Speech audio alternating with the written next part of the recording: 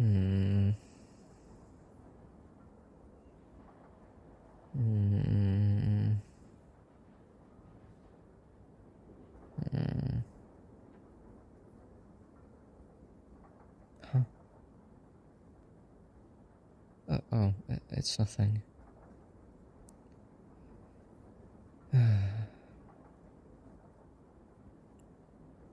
Okay, well, there is something. It's your parents. They hated me. Okay, well, maybe not hated, but I just got the feeling they didn't like me very much. Like, they were nice and everything, but like, your mom smiled with her mouth, but not her eyes, you know? Well, maybe that doesn't make sense. I don't know. I was really worried about today. Meeting your parents and all. And I just feel like I failed. Like I failed you. I know I didn't. Thank you for saying it. I wonder why they judged me so hard. I didn't even have any of my nerdy rants. Trademark. Not one. I really wanted to rant. I really did. Especially with the new Nightreign update. There's so much to talk about. I guess I'm just tired. I mean, it's already so late. I just want to go home and lay down with you and cuddle. I like cuddling.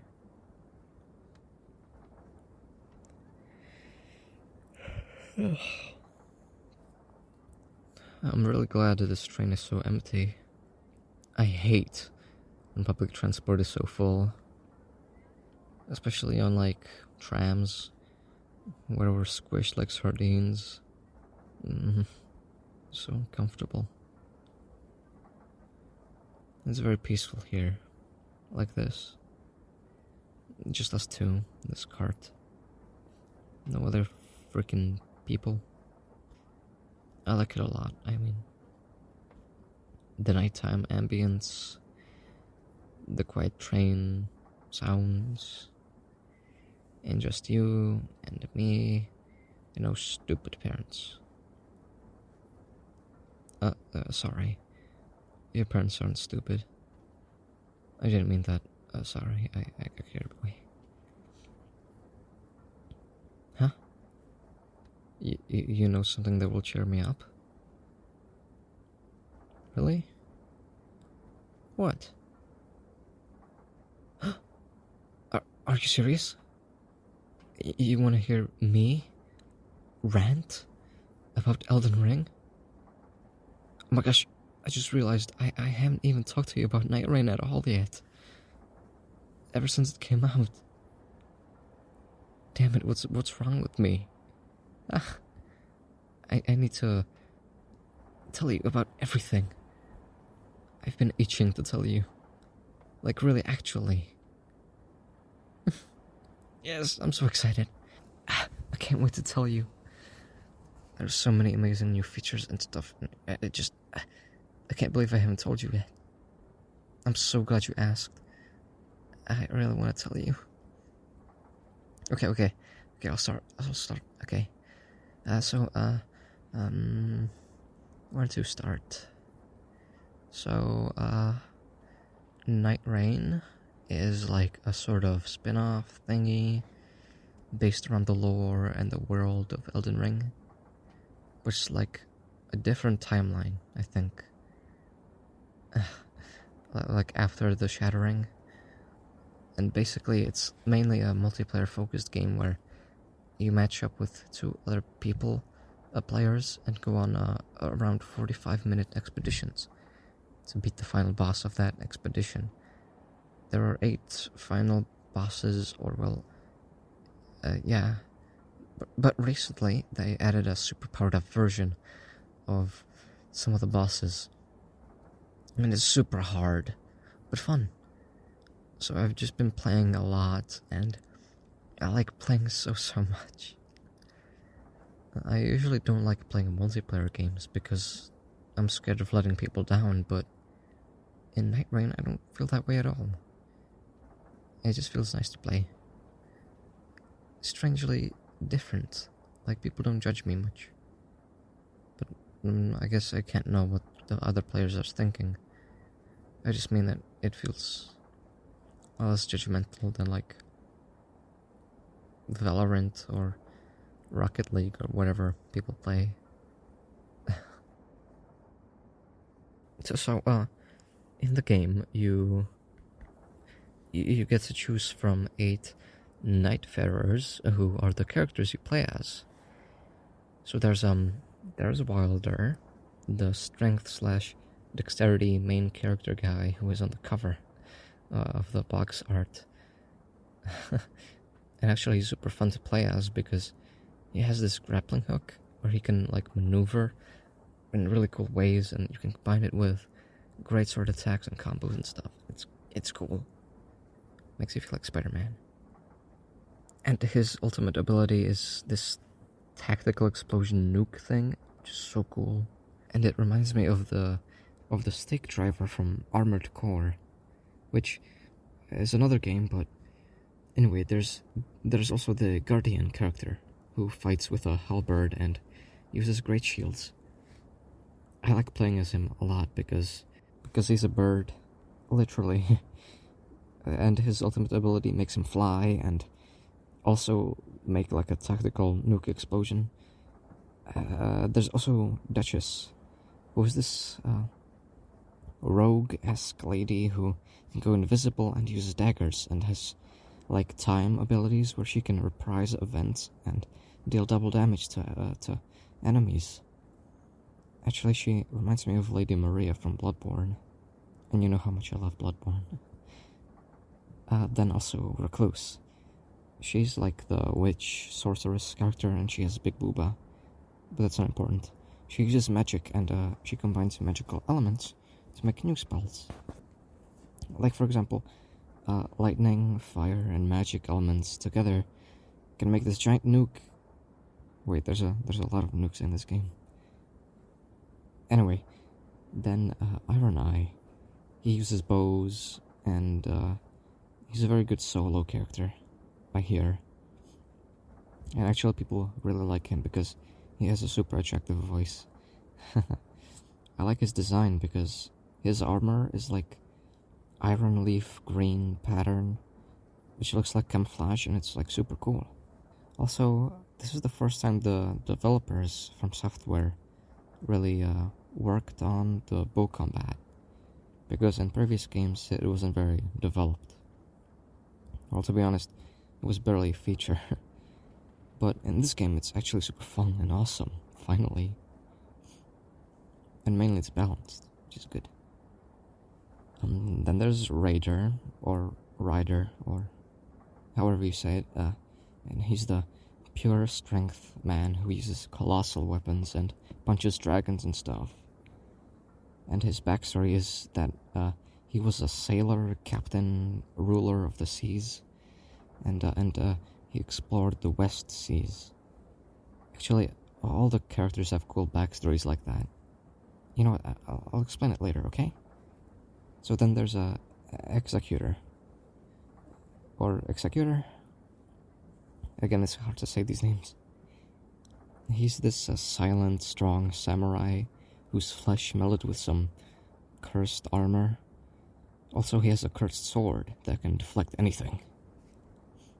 Well, not anything, but almost anything. And also, his ultimate ability allows him to transform himself into a beast. Like a little dog. And finally, for the last one, there's Revenant. And she was mostly hidden for, like, majority of the marketing. She's like a troubled child, where I think she got killed by a parent or something. I didn't really understand her backstory, to be honest, but I think her soul got put in a doll, and she can summon her former family as summons that can help you in fights. It's very hard to play as her for me. I don't know why. But I've seen people do really well as her. Yeah, all of the characters' backstories are super cool and thought out, and you can discover them while playing. To be honest, I still haven't completed all of them. Can't wait to do it all. Oh yeah, there are also these shifting Earth events that transform the map somewhat, but they really shake up the random encounters. My favorite is the Naklatio event, which transforms 1/4 of the map into a giant city that you can explore. But it's actually really hard to explore it because, well, there's so much to see. There's also a rotted swamp, a crater, and a mountaintop, but those aren't that interesting. Oh, in the game you can also get invaded by Morgoth, who was the first main boss from the original Elden Ring. And oh yeah, I forgot to mention that bosses from Software's games can show up too. From Software are the developers, of course. I think you knew that. So you can fight the Smelter Demon from Dark Souls 2 in Nightreign, or the Gaping Dragon, or the Centipede Demon, or Dukeseer Freya, or the Nameless King even. It's so surreal. And there aren't many, to be honest, but I really wish there were more imported bosses from the other games, because it's so cool to fight them with Elden Ring's advanced combat system fighting style. Like, it's really fun. It's surreal, but fun and cool. Yeah, and as for the 8 main bosses that you can fight at the end of the expeditions, interestingly, they all have 2 different names. One is the name of the expedition, so like the Tricephalos expedition has the 3-headed dog Gladius at the end, but you only know the name after you actually see the boss in person. I think it's supposed to give you like an idea of what the boss could be from the name, but then again, they also give you descriptions of what the boss is, so actually, I'm not really sure. Also, each boss has a weakness, so like the Sentient Pest encounter is weak to fire damage, so you know what to focus on when picking up weapons. It's really smart. And originally when the game was just announced, people got really mad because it looked too much like Fortnite, with the circle of area getting smaller and stuff. I was worried too, but actually it's absolutely amazing. Even though the game is technically non-canon to the lore of the original Elden Ring, there's a lot of hidden lore, like in item descriptions, that explain some of the niche mysteries and such. Am I going too fast? I feel like I'm going too fast. I'm just like ranting and rambling everything that comes to my head. It's okay. Really, it's fine. Okay, good. I'll keep talking. My favorite boss, I think, is Libra, aka the Equilibrious Beast, because he's actually inspired by a biblical figure. I can't remember the name, but it's like the one that's like the embodiment of balance. Before the fight in the game, he gives you various deals that you can take. For example, you can get like extra damage but also less health, or get a strong weapon but lose 10% stamina. And it's extremely vague on which deal gives you what, so it's always a gamble, but they're always balanced. He also shows up as a merchant in the overworld, who you can interact with, or fight, and make more deals. Though I wouldn't advise attacking him. Yesterday I completely failed my team because we got this random event where he can like curse you and lock like 33% of your max health for the rest of the run. And you can get rid of the curse by finding him on the map and either paying him to get rid of it or fighting him. And well, we tried fighting him and we kept dying, and I felt so bad because I felt like I failed the team. And that hurt, yeah. It was such a promising run too. Oh yeah, Baphomet. That's the name of the biblical figure I was thinking of. It's like the goat-headed demon that's all about like balance and stuff. The developers got inspired by him to make Libra. And it really shows in his fight and just the way he works. It's really cool. Oh yeah, and in the fight he uses madness build-up. Madness is like, well, it builds up the more you're exposed to it, and once the meter fills up, you get a large damage taken. You take large damage. But also, even though he uses the madness damage type, he's also weak to the madness damage type, so it further symbolizes the balance he represents, which is so cool, and I really like it. Also in the fight, you can collect these pellets he throws on the ground to get rid of the status buildup, so it's really cool. It is so fun, but it's also real difficult, and especially playing with random people who can be, you know, sometimes really bad at the game, so it's not always a fun time, but it always depends on the people you end up with. I really wish we could play together. I could teach you all the stuff and things, and like cool little lore details and stuff. It'd be so fun. I mean, actually they'll be adding a 2-player mode in an update in the future, so maybe we could play then.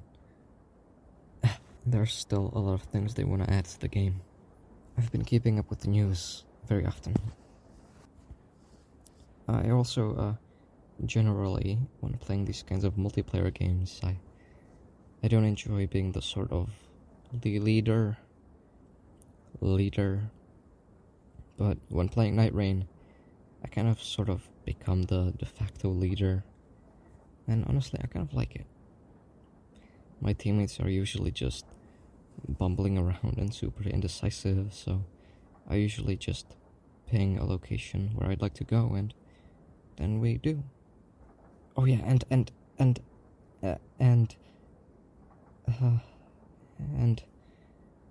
I've been ranting for too long, haven't I? Sorry, I might have gotten a bit carried away. There's just a lot I want to talk about. It's very cool, and it means a lot to me, the game. Huh? You want me to keep going? You like hearing me ramble? Really? Well, I'll keep going then. Okay, so, usually people have mains that they, main. But to be honest, I'm not sure if I have a character I like playing the most.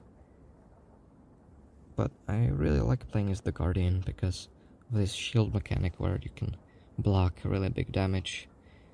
But he doesn't deal very much damage, so he's much more of a tank kind of character.